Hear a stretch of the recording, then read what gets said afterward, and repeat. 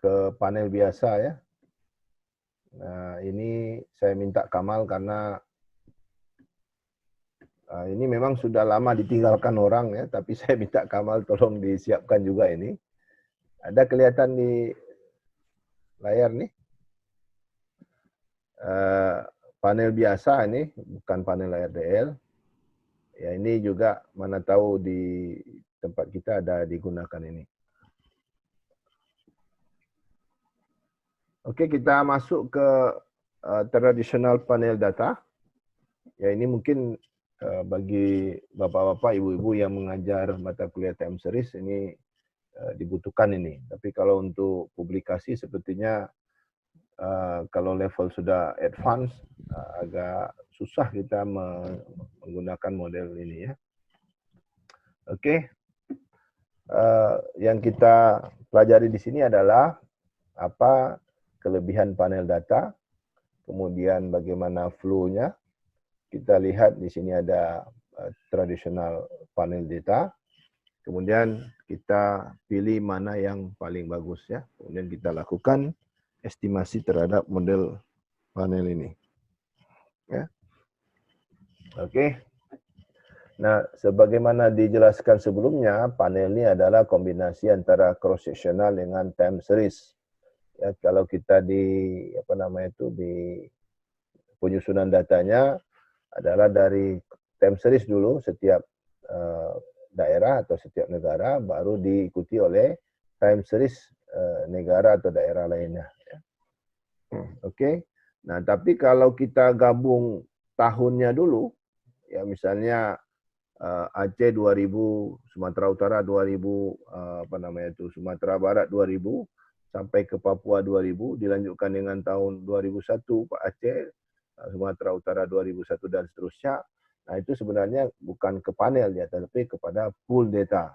Ya. Oke, nah ini kita bisa gunakan model di sini, model panel data yang biasa ya.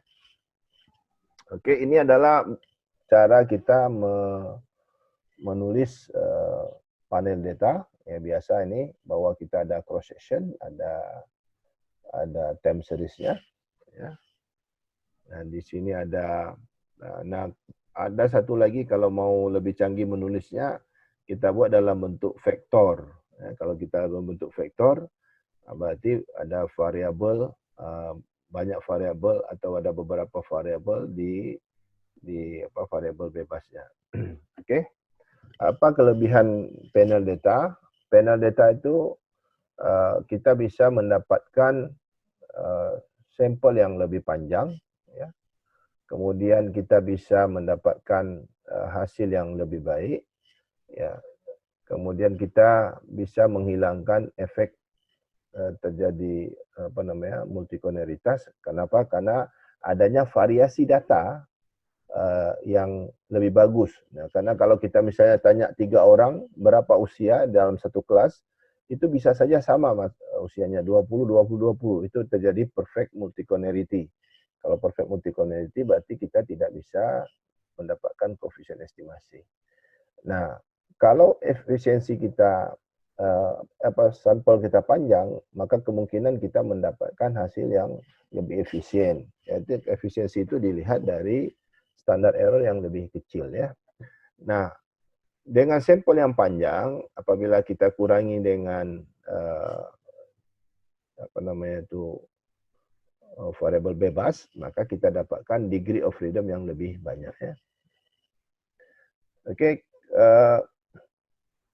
nah dengan panel itu kita bisa mengurangi bias yang timbul akibat adanya korelasi antara variabel bebas dengan residual ya. Oke, kemudian bisa juga kita masukkan data dinamis di dalam panel ya, meskipun tidak seperti ARDL, tetapi kita bisa juga dynamic panel data. Oke. Balance panel data itu jumlah data masing-masing ya, perusahaan, individu dan sejenisnya seimbang ya, 10 perusahaan mempunyai 20 tahun. Unbalanced, ini ada D-nya itu, unbalanced data, panel data, jumlah data masing-masing perusahaan tidak seimbang. Nah, ini biasanya kawan-kawan kita di keuangan, ini banyak ketemu di keuangan ya. Di keuangan itu misalnya listed companies ya, apa namanya itu, perusahaan yang terdaftar di bursa efek itu tidak sama setiap tahun ya, bisa saja berubah-ubah ya. Nah, ini kita sebut sebagai unbalanced panel data ya. Oke, kemudian kita lihat ada short panel atau micro panel, itu apabila apa namanya, cross sectionnya melebihi time series, sedangkan long panel data itu time seriesnya lebih panjang daripada cross section. Nah, biasanya kawan-kawan di keuangan atau di manajemen dengan akuntansi yang belajar tentang keuangan itu biasa menemukan short panel data ini ke kasusnya ya. Nah, ini tadi sudah dijelaskan oleh Kamal ini flow yang harus kita ikuti. Ya, apakah kita ke micro panel data atau makro panel data, ini tidak perlu saya jelaskan lagi ya, sudah dijelaskan oleh Kamal. Ya. Oke, ini ada pool least square dengan apa namanya fixed effect dengan random effect. Nah, sebenarnya secara teori idealnya apabila kita gabung data itu, maka data itu bagus apabila konstantanya itu meningkat sesuai dengan sambungan data itu. Nah, ternyata kalau kita lihat bahwa data itu tidak sama konstantanya. Contoh misalnya, antara provinsi di Indonesia bisa saja suatu daerah mempunyai pendapatan per kapita lebih tinggi dibandingkan dengan pendapatan per kapita lainnya. Nah, kalau itu terjadi, maka konstantanya berbeda. Nah, kedua, di samping pendapatan per kapitanya berbeda, tapi laju pertumbuhannya juga berbeda. Sehingga slope dari pertumbuhan itu berbeda. Berarti ada dua perbedaan di situ, perbedaan pada konstanta dan juga perbedaan pada slope-nya. Nah, jadi idealnya memang kita berharap kita menggabungkan data itu mempunyai konstanta yang sama dengan slope yang sama. Tapi tidak semuanya kita bisa peroleh seperti itu ya. Fixed effect model ya, kombinasi data cross section dengan time series, terdapat konstanta intercept karena model FEM ini menggunakan dummy. Ya, ini sebenarnya idealnya ini kita menguji dulu dengan apa namanya itu, show test ya. Show test itu apakah sama dengan konstantanya atau sama slope-nya ya. Random effect model ya, itu salah ya, bukan model ya, menggunakan efek cross dan time dengan estimator GLS ya. Nah, ini kita pemilihan ya, dalam panel terdapat 3 uji untuk memilih model yang baik antara pool atau fix dengan RAM ya. Uji CHO atau CHO test tadi seperti ini ya. Hipotesis nolnya adalah pool square ya. Alternatifnya adalah fixed effect model.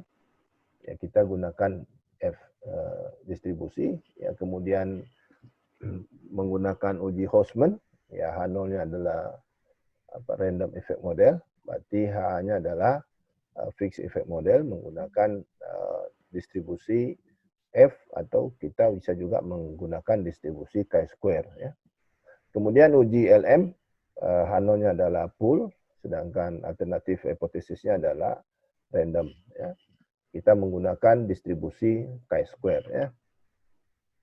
Apabila hasil uji CHO dan Hostman didapat kesimpulan bahwa model adalah FEM, maka uji LM tidak perlu dilakukan. Namun jika berbeda hasil, maka uji LM harus dilakukan dan kesimpulan yang diambil adalah pada LM. Ya. Yang kedua, kita bahwa tidak selamanya model fixed effect model itu yang terbaik. Nah, ini kenapa? Karena jarang sekali kita bisa mendapatkan data dengan konstanta yang sama dan slope yang sama. Makanya itu jarang kita mendapatkan fixed effect model ya. Tergantung kepada hasil estimasi dan signifikasi secara teori dan statistik ya. Hasil pengujian mengatakan FEM lebih baik tetapi tidak signifikan, ini tidak bagus juga ya. Sedangkan random signifikan secara teori dan statistik ya, jika mengambil hasil dari pengujian maka terjadi misleading dalam hasil estimasi kita. Oke. Nah, ini data, ada ibu ini Farlitia di sini nih, di grup kita nih. Ya, ini Gini dengan kemiskinan dan upah ya. Kita ambil, ada dependent variable-nya adalah Gini rasio ya. Kemudian ada kemiskinan dan ada upah ya. Teorinya bahwa kemiskinan itu berkurang ya, bagaimana dampaknya terhadap Gini. Ya, bisa saja Gini itu akan naik. Nah, sebenarnya ini kalau kita mau lebih lebih jeli, kita bisa melihat bentuk kurvanya. Apakah dia itu terbuka ke bawah atau terbuka ke atas, atau dengan kata lain apakah U-shape atau bell shape bentuk kurvanya ya. Misalnya kita buat kemiskinan itu dalam bentuk kuadrat ya. Oke, dilakukan estimasi ini data panel 2. Oke, silakan Kamal dilakukan estimasi untuk panel data ini. Ya, Pak. Ini penelitian ada Ibu Cutwisha Firlatiani. Kebetulan kita gunakan data mahasiswanya tentang masalah kemiskinan, upah dan Gini ini. Di data itu sudah ada dibilang pendekatan Gini yang dipakainya distribusi pendapatan ya. Jadi kalau data ini ada dia per tahunnya ya. Jadi kalau per ininya bisa kita cari di BPS yang datanya. Ini kita buka di Epius, saya ambil datanya. Oke, saya ambil datanya.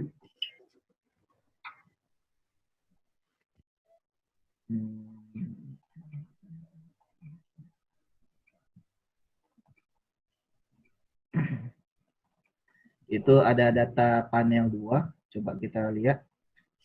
Oke, ini saya buka share-nya, data panel 2. Nah, ini nah ini data panel 2. Di sini ada data dan sumber ya. Nah, jadi di penelitiannya punya Riyandi dan Bu Firlatiani ada data dan sumber di dalam situ, jadi bisa dicek di mana sumber datanya, di reliable bisa kita cari. Nah, di sini dia menggunakan data provinsi Sumatera ini karena dia tidak tampilkan semua, ada 10. Tahun yang digunakan 2014 sampai 2017. Nah, jadi dengan data Gini, angkanya 0, kemiskinan ribuan, upah nominal rupiah di sini. Nah, jadi karena angka ini kecil, kita gunakan datanya log ya. Jadi persentase perubahan di sini. Kita klik next saja. Next. Nah, ini datanya sudah berbentuk tahun. Memang dibilang tahun karena memang kok beda dengan yang data ini, kok sama disebutannya. Dia tetap sama, cuman kembali lagi karena dia data bertahun ini berurut-urut ya. Ada juga misalnya nanti kan saya ada data yang 55 tahun itu dia loncat-loncat, nanti sebutannya ini tetap, kalau nggak salah saya tetap ini dia apa dengan menggunakan spesifikasi tertentu.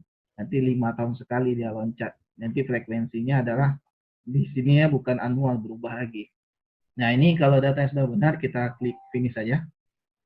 Klik no. Nah, ini ada muncul.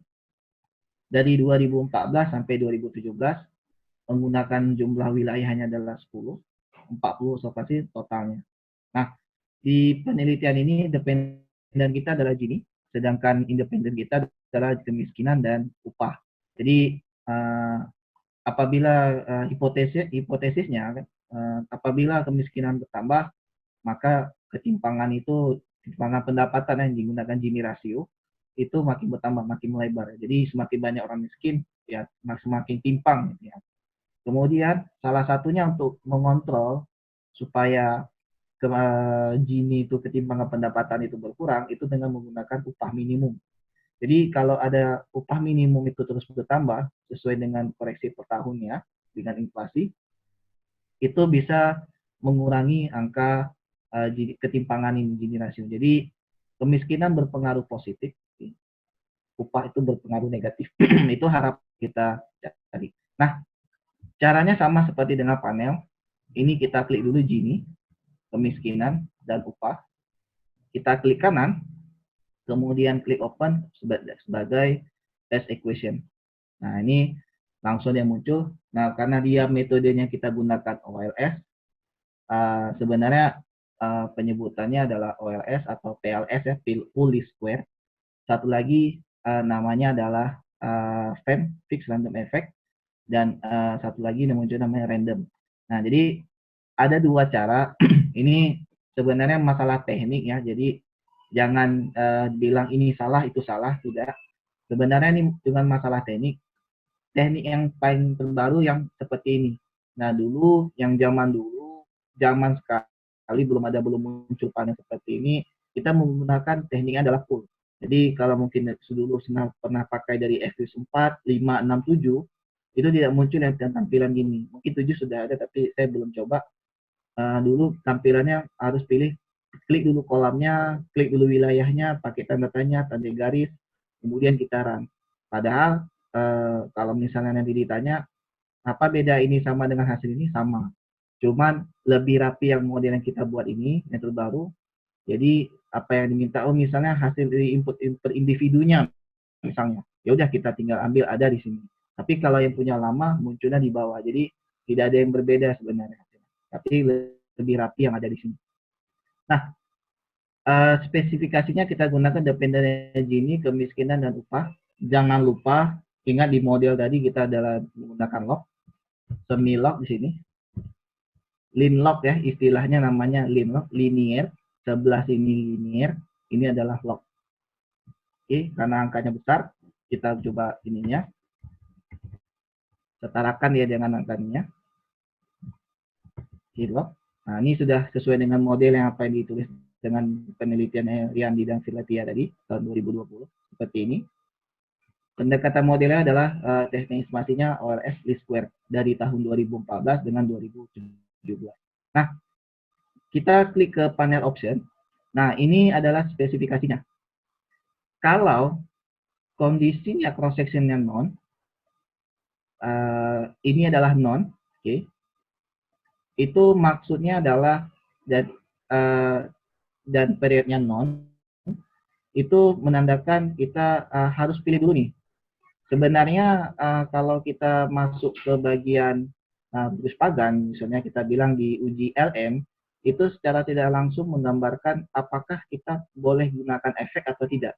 Itu ada di slide. Nah, ini yang jarang kali kita bingung juga, kenapa kita pilih cross section, kenapa nggak periodnya? Kenapa nggak dua-duanya? Ya, istilah ini namanya ada one way, ini one way. Kalau kita klik ini aja namanya one way. Kalau kita klik ini juga namanya two way.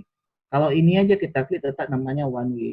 Cuma pilihan kita menangkap capture heterogen itu, perbedaan informasi dari beberapa wilayah, itu ditentukan dengan menguji LM. Nah, jadi sebenarnya uji LM itu tidak hanya uji random ya, tapi bisa melihat mana yang harus kita gunakan. Apakah cross, ataukah period.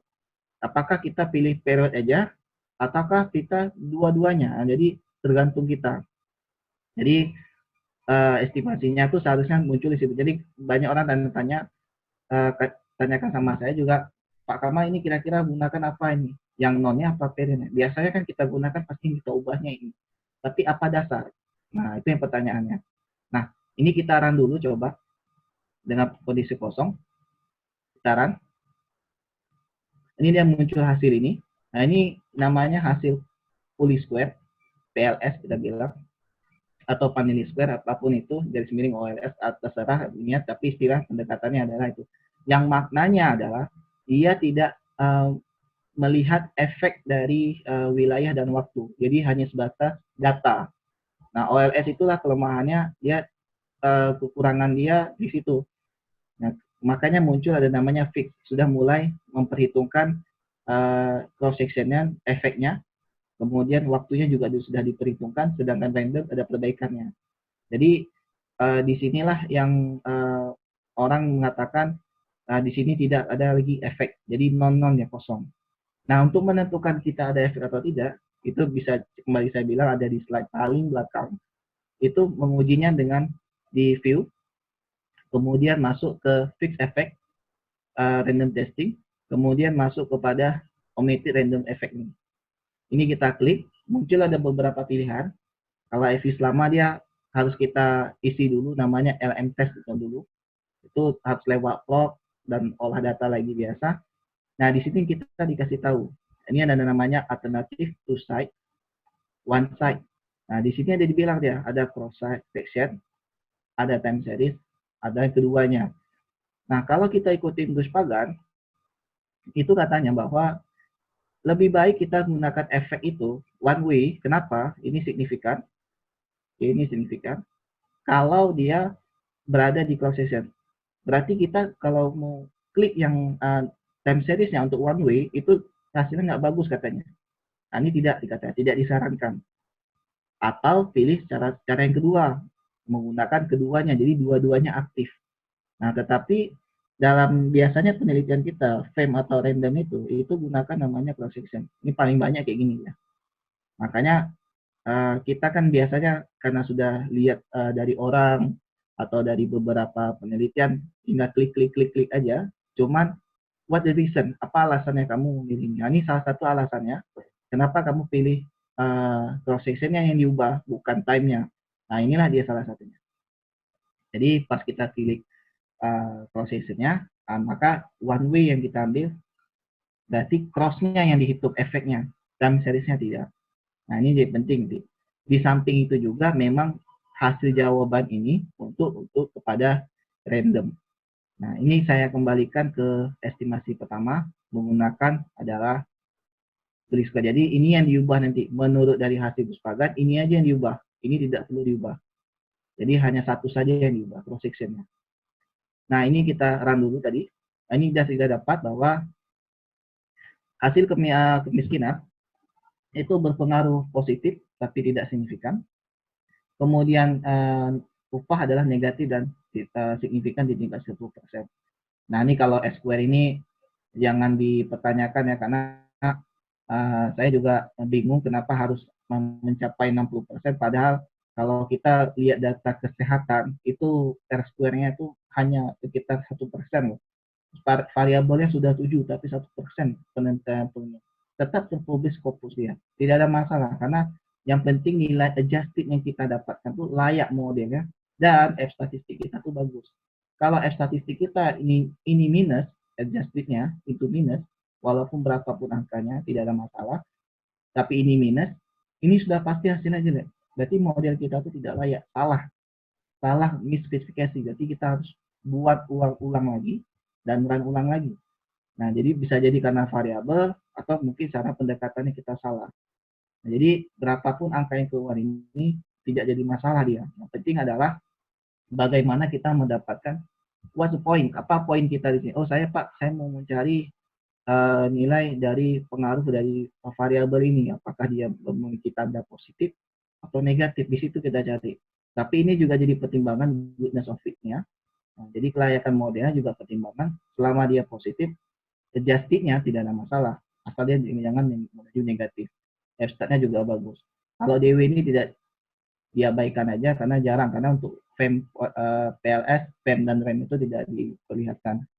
Nah, ini yang hasil estimasinya punya Puli Square atau OLS. Nah, hasilnya sudah baik pertama, koefisiennya, tetapi tidak signifikan di tingkat di probabilitasnya hanya upah yang berpengaruh. Tapi cukup lemah. Nah, ini bahasa 10% ini kalau dibaca, saya baca jurnalnya di artikelnya UGM, itu dia bilang kalau 10% itu pengaruhnya ada, tapi sangat-sangat lemah. Jadi 10% itu biasanya standar kita kan 5 atau 10%. Biasa ya standarnya 5, yang paling tinggi itu 1%, 99 tingkat percayaannya. Tapi kalau kita gunakan 10, boleh, nggak ada masalah, sesuai dengan kebutuhan. Itu just dari si penelitinya. Kalau mau pakai 10%, mengatakan bahwa upah ini berpengaruh signifikan namun lemah. Kenapa? Karena dia di tingkat 10%. Nah, estimasi selanjutnya, kita klik lagi ke estimate. Kemudian kita klik ini. Ingat, yang disuruh dari Gus Pagan itulah hanya cross section yang diubahkan. Bukan dua-duanya. Jadi ini biarkan saja deh. Jadi kita disuruh one way. Kita klik kepada fix. Ini tidak perlu diubah-ubah, biarkan saja.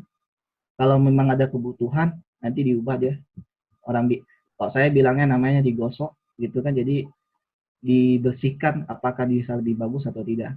Kadang-kadang hasil yang pertama kita nih ordinary, tapi pas waktu kita cek yang kedua malah lebih buruk. Jadi kita tes dulu nih yang hasil yang pertama. Ini dalam keadaan fix. Ketika kita sudah masuk dalam ini nih fix, maka model sudah kita baca adalah bentuknya fix random effect. Jadi fix effect model, fix effect model FEM namanya. Klik OK. Nah, ini ada keluar. Ini saya freeze dulu.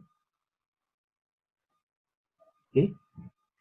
Nah, ini estimasi yang pertama kita lihat bahwa upah sudah berpengaruh positif, memang masih positif. Nah, tetapi ada yang berbeda dengan FEM ini, bahwa hasil estimasi yang kita dapatkan itu adalah signifikan di tingkat 1%. Nah, cukup bagus yang penelitian kita apabila menggunakan FEM. Kemudian upah juga memiliki pengaruh yang negatif, ini yang positif sesuai dengan hipotesis kita, dan perubahan secara signifikan statistik itu sudah signifikan. R-square-nya meningkat. Ini kalau kita jabarkan dengan model, kenapa dia bisa tinggi-tinggi kayak gini, ini sudah mulai ada nilai dummy ya. Nah, ini namanya dummy ya. Jadi nilai-nilainya kalau tambah variabel R-square itu bertambah. Nah, untuk melihat cross section secara individual, itu ada di click view, kemudian pilih ke cross section effect yang di sini satu. Nah, ini sebenarnya juga jarang dijelaskan karena yang dibutuhkan si peneliti itu hanya kotak ini biasanya. Tapi itu opsi ya, tergantung. Mungkin peneliti mau kaji lebih dalam lagi, masuk ke bagian cross section. Nah, ini hasil masing-masing kepada efek dari wilayah yang kita teliti. Nah, kalau dia fixed effect ini, nilai parameternya itu kan beda-beda dia. Jadi dia konstantanya itu tidak sama, tidak seragam. Tapi nilai hasil estimasi yang kita dapatkan, nilai yang masih ini untuk semua. Jadi koefisien kemiskinan dan upah itu untuk semua. Tapi yang berbeda mulai datanya. Nah, mulai data itu dari konstanta. Apabila kita mendapatkan hasil estimasi FEM, maka nilai angka ini kemudian kita jumlahkan, ditambahkan masing-masing dengan variabel konstanta ini. Jadi nilai ini ditambahkan dengan ini. Ini khusus FEM. Nah, pembacaan ini bisa dibaca di Gujarati bagian chapter 16, bagian data panel kalau nggak salah saya. Itu tentang LSDV atau fixed effect model. Itu ada dikasih tahu kalau kita membaca bagaimana mulai data. Kalau kita lihat bahwa Aceh mulai dari minus, kenapa? Min 0,14 ditambah dengan 0,12, berarti minus 2, itu di bawah 0 kita start, baru bertambah dia. Nah, sedangkan Sumatera Barat ini positif, ditambah ini jadi positif. Sumut juga negatif, lebih bawah lagi dia. Jadi gambaran untuk bikin gambar itunya, mulai data konstantanya itu beda-beda, tapi hasil estimasi yang slope-nya, ya itunya slope-nya sama di sini. Semua ini sama, linear dia. Nah, ini pilihan sini. Nah, yang ketiga adalah kalau kita mau lihat, nah ini biasanya terserah bagaimana cara mau cepat. Biasanya kalau sudah dapat hasil kayak gini, kita uji dulu. Nah, ini masuk kepada uji Chow, redundant nama sininya. Ada pilihannya di view, kemudian klik fix atau random testing, masuk ke redundant ini. Ingat, pilihan ini hanya bisa dilakukan estimasi dalam keadaan FEM, tidak dalam keadaan, jadi dalam keadaan dummy, bukan berdasarkan keadaan OLS biasa. Kenapa? Kalau kita tes, kemudian kita coba di sini, nanti dia dibilang bahwa tolong diestimasikan dulu dalam fixed effect. Jadi program sudah mengatakan dulu, tolong estimasi ulang, tapi dalam keadaan fixed effect. Nah, kita estimasi dulu. Kemudian kita klik redundant, ini muncul program. Nah, ini ada dua. Ini boleh kita gunakan efek TSF, statistik, Tapi biasanya dibacanya langsung ini kalau kita mau cepat, bahwa hipotesanya sudah ada yang ada di slide. Uji CO itu H0-nya adalah PLS tadi, HA-nya adalah FEM. Kalau kita lihat bahwa hasilnya menunjukkan signifikan, maka dia lebih kecil daripada 0,05, maka dia menggunakan FEM lebih baik. Okay. Kata-katanya, FEM lebih layak kita gunakan atau kita FEM lebih baik untuk diinterpretasikan dalam penelitian. Jadi alasan dari pendekatan FEM lebih baik, nah di sini kita baca dua ini. Nah ini perbandingannya jika dengan menggunakan PLS. Angka ini kan lebih tidak signifikan, sedangkan FEM ini signifikan. Nah selanjutnya untuk uji random, ini kita masuk kepada fixed effect ini, kita pindah ke random. Satu lagi, ini tetap biasa. GLS ini kenapa hilang? Karena metode random ini bahwa dia melakukan estimasi dengan pendekatan GLS, Generalist Web, dari asumsi-asumsi klasik. Nah, jadi tidak perlu lagi merun data dengan pakai GLS kecuali fix tadi. Ini kita klik OK. Sudah dapat hasil. Sebelah kanan saya adalah hasil fix. Sebelah kiri saya adalah hasil random. Nah, hasil tandanya tetap sama, negatif dan signifikan, angka koefisiennya beda, tetapi nilai signifikansinya beda. Coba kita lihat bahwa kemiskinan ini tidak signifikan, sedangkan FEM itu sudah signifikan. Nah, ini manakah dari kedua ini? Nah, tetap kita uji lagi dengan menggunakan namanya uji Hausmann. Kembali lagi pengecekannya ada di view, kemudian klik fix, masuk kepada Hausmann test. Syarat menggunakan Hausmann test ini wajib kepada modelnya dilakukan dalam bentuk random. Kita klik. Nah, katanya menggunakan procession random dengan pendekatan chi-square statistik, jumlah degree freedomnya 2, itu nilai probabilitas yang didapatkan adalah 0,01. Berarti hipotesis untuk Hausmann, H0-nya adalah random, RAM, HA-nya adalah fix. Nah, jadi kita terima jawabannya adalah fix. Nah, di sini kita mengambil kesimpulan bahwa berdasarkan uji Cho, tadi katakan bahwa fix itu lebih baik. Nah, kemudian kita masuk ke uji Hausmann, maka dibilang FEM itu lebih baik. Sehingga analisa yang kita bawa itu adalah analisa FEM. Nah, kalau seandainya dapat uji yang berbeda, bisa kita bilang mana lebih baik, tiba-tiba waktu di random itu dapat jawaban yang berbeda. Ini harus kita uji ulang langsung kembali ke OLS, namanya LM test. Nah, ini kalau dapat jawabannya sama, maka diambilnya fix. Tapi kalau jawaban yang berbeda, ini tidak signifikan, maka wajib kita masuk kepada uji LM. Nah, uji LM ini syaratnya harus kembali dia ke tingkat awal, non semua. Kemudian kita klik yang tadi, ada masuk kepada omitted random effect. Nah, di sini kita bilang bahwa cross sectionnya, kita bilang bahwa tidak lebih baik dia menggunakan random. Ini dapat dua hipotesa ya, satu untuk uji one way-nya, satu lagi uji itu. Dapatnya hasilnya adalah uji untuk random. Katakan bahwa di sini random lebih baik daripada OLS. Jadi H0-nya untuk uji LM adalah PLS, HA-nya adalah random. Berarti random yang kita bawa. Nah, bagaimana dengan pelaporannya? Nah, pelaporannya ini ditampilkan di artikel kita atau di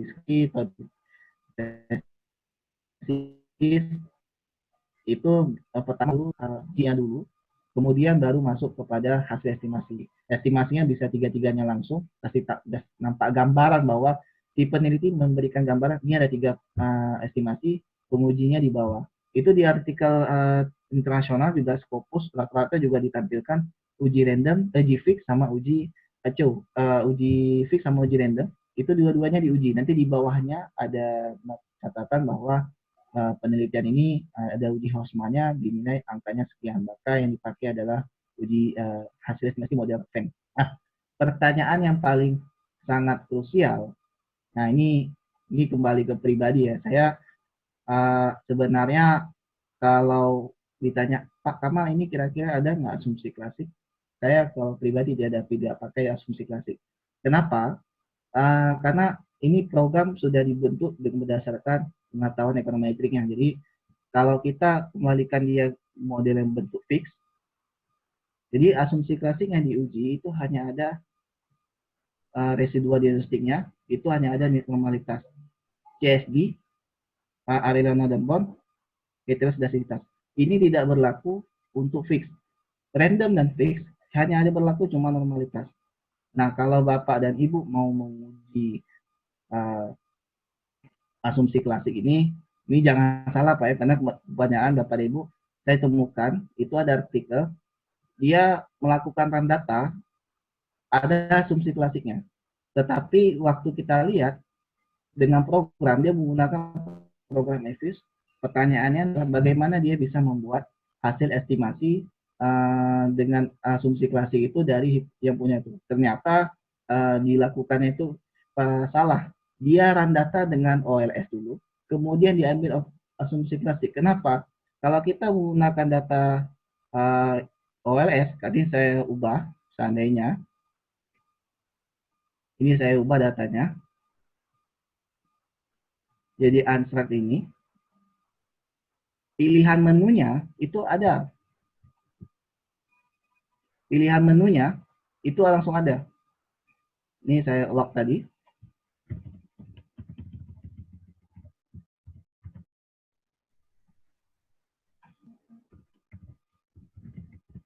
Oke.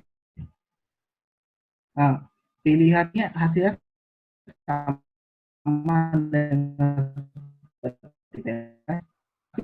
itu ada yang ada seperti ini. Nah, ini yang jadi keliru kita, padahal dia setiap estimasi punya residual tersendiri. Jangan estimasinya flat, tiba-tiba kita ambil asumsi klasiknya punya, itu salah keliru ya. Jadi, kalau menggunakan asumsi klasik, ini ada di program Stata menggunakan ST-test 0, 1, 2, 3, 4. Itu ada pilihannya. Pak, apakah harus menggunakan asumsi klasik? Kalau udah panel, ini mah nggak bisa penuhi asumsi klasik lagi kita. Datanya sudah bergabung semua. Apakah datanya heteros? Oh nggak mungkin.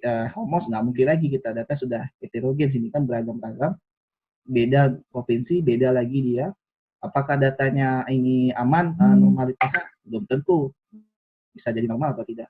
Apakah jadi permasalahan kalau seandainya tidak memenuhi tidak ada masalah, karena report pun bahkan di tingkat internasional itu tidak jadi perdebatan karena mereka sudah mengerti bahwa data panel ini tidak menggunakan asumsi klasik.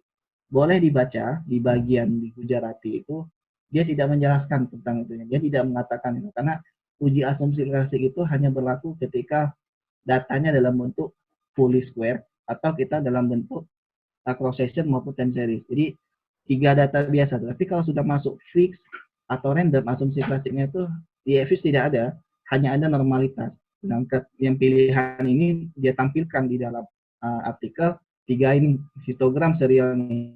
Nah, ini kan residual dari OLS, sedangkan kita gunakan yang punya hasil FEM, harusnya FEM itu gunakan untuk dimasukkan ke dalam asumsi klasik. Tetapi bagi saya pribadi saya tidak perlu tuh, kecuali misalnya data time series atau cross section atau datanya misalnya kayak akuntansi ya, akuntansi atau manajemen itu menggunakan data pool. Nah, itu kita berarti dia tidak pakai efek, dibuat data kayak biasa, uji asumsi klasik itu bisa. Berarti dia tidak ada efek sama sekali. Baik, Pak, itu aja, Pak. Oke, terima kasih Kamal. Walaupun waktunya sudah lewat, ini kalau ada yang mau ditanyakan silakan. Masih terbuka nih karena saya set ini sampai 11.15 ya. Jadi masih ada waktu. Meskipun kita lewat hari ini, tidak apa, hari berikutnya bisa kita potong sana ya. Ada pertanyaan Pak Imam? Ya Pak Alisudin atau Pak Kamal. Ya. Jadi yang diregresi, yang data panel barusan selesai tadi, itu kalau kita mau tarik, itu panel yang provinsi tadi Pak ya. Kita keluarkan provinsinya, bisa nggak itu Pak di situ Pak? Jadi kita provinsinya di klik view tadi Pak. Di mana Pak coba ya? Sebentar Pak, ini kita klik view kan, saya buka lagi. Iya ya. Sebentar, touchscreen.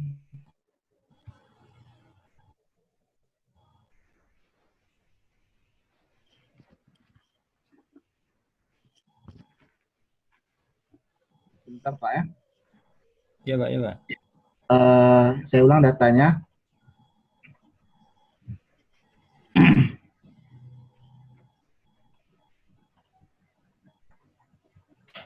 Nah, ini kalau misalnya masuk kepada Gini, kemiskinan dan upah, tadi saya kurang data, masuk lognya lagi, kemudian log upah juga. Oke, ini lin log, pilih ke FEM tadi, masuk ke sininya, hasil per individualnya per provinsi, tapi dia tidak seperti panel Pak ya, maksudnya panel ARDL itu dia punya pendek sendiri, tapi kalau misalnya kita gunakan list square ini yang hanya standar biasa, panel klasik tradisional namanya, itu angka yang kita dapatkan ini untuk semua, oke? Angka koefisien ini untuk semua. Jadi setiap provinsi angkanya kayak gini semua. Yang berbeda mulai datanya. Nah, kalau mau mulai datanya itu dari konstantanya yang berbeda, itu ada di view, quick effect, masuk ke cross question effect-nya. Inilah Pak yang dimasukkan. Tapi ini juga jarang sih sebenarnya.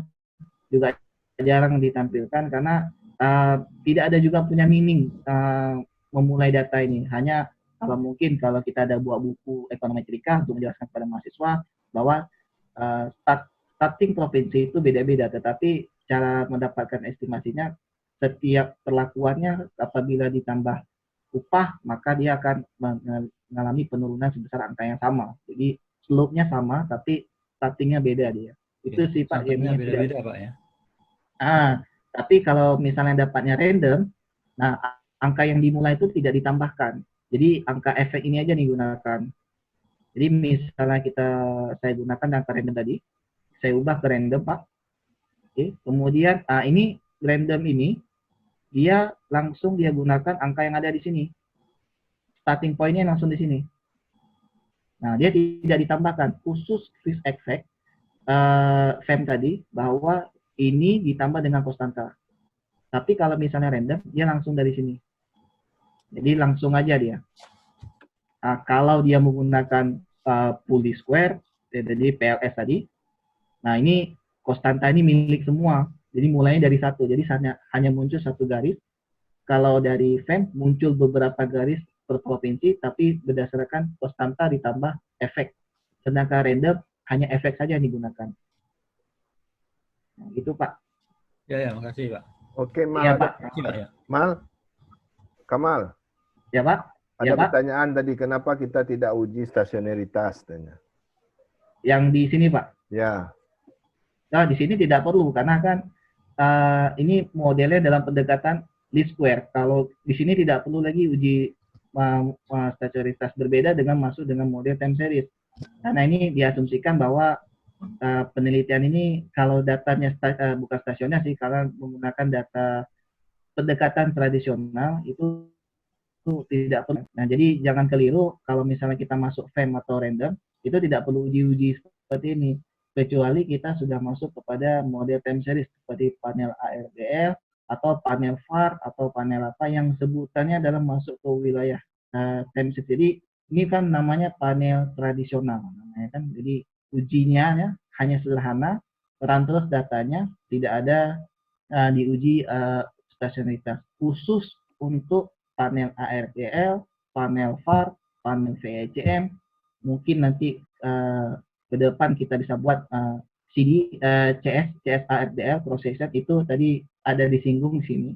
Nah, ini yang tidak ditangkap oleh peneliti bahwa setiap wilayah itu mempunyai korelasi yang berbahaya, korelasi antar wilayah, processor dependent test. Nah, ini kalau kini ada pelanggaran, itu sudah masuk model yang lain. Jadi, ini yang paling banyak berkembang sekarang, processor dependent test, CSD namanya. Ini yang muncul, nah ini kan ada efek ini. Nah, ini ada pelanggaran di sini.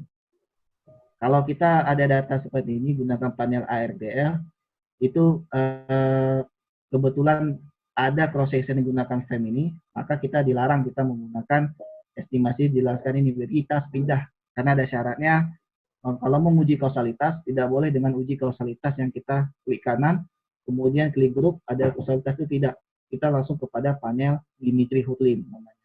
Tapi dengan syarat, ini ada proses independent test ini pelanggaran. Nah, ini itu wilayah yang berbeda ya, karena lagi berkembang tuh sekarang. Nah, selain spatial econometric, ini juga mulai berkembang. Tapi kalau di sini ada Dimitri-Hurlinnya, tapi kalau mau berkembang lagi baca di Stata, Pak. Karena di Stata orang terus kontribusi apa aja yang kita mau ada di situ dia. Termasuk di R satu lagi. Oke. Baik, Pak. Ada lain kawan-kawan Bapak-Bapak Ibu sekalian, kalau ada pertanyaan silakan. Kalau enggak kita akhiri pertemuan hari ini. Sudah 11 lewat 8 menit sekarang. Gimana Bapak Ibu sekalian, masih ada pertanyaan? Nah, satu lagi Pak, nih Pak, lupa kita. Ya. Ini yang paling penting. Nah, ini biasanya belum tentu ya kalau kita punya, saya udah berapa kali melakukan data, belum tentu kalau kita punya time series yang panjang, itu dapat hasil yang bagus. Nah, itu biasa saya potong tuh. Kalau dapat tadi 10 tahun, misalnya saya bilang ada 10 tahun, tapi wilayahnya cuma ada 15 misalnya, itu waktu kita run data, itu belum tentu bagus. Tapi kita coba dengan data yang 3 tahun, kita potong datanya, misalnya hanya 3 tahun terakhir, 4 tahun terakhir, itu pasti hasilnya sesuai dengan perkiraan kita. Jadi FEM random ini ada kelemahan sendiri dia. Jadi nggak bisa dia gunakan data yang panjang seperti itu, dan masuk ke makro, kita fix, sesekali muncul, boleh Bapak ada ribu tes, itu data tadi yang di Manford Oil tadi, di run data dengan menggunakan pendekatan FEM atau random. Pasti dapat hasilnya sesuai. Tapi hanya sekali. Jadi kalau dalam 10 kasus hanya sekali muncul yang bisa. Sisanya harus potong-potong tahun. Jadi kebanyakan data panel itu kalau FEM dan REM lebih baik kita gunakan T-nya itu sedikit, betul-betul sedikit, 3, 4 tahun atau 5 tahun. Bahkan kalau bisa 2 tahun pun kita teliti di situ. Karena yang kita butuhkan adalah hasil sesuai dengan peninya. Tapi kalau banyak kali tahun dari 2000 sampai 2010 itu ada 10 tahun, ada 11 tahun, tapi kita run nggak bagus-bagus, ternyata kita potong data tahunnya, ternyata hasilnya bagus. Itu salah satunya. Oke, Bapak Ibu sekalian, waktu kita sudah lewat 10 menit dari standarnya. Kalau ada besok lagi kita lanjutkan diskusinya. Terima kasih atas kehadiran Bapak Ibu sekalian, walaupun di alam gaib nih ya.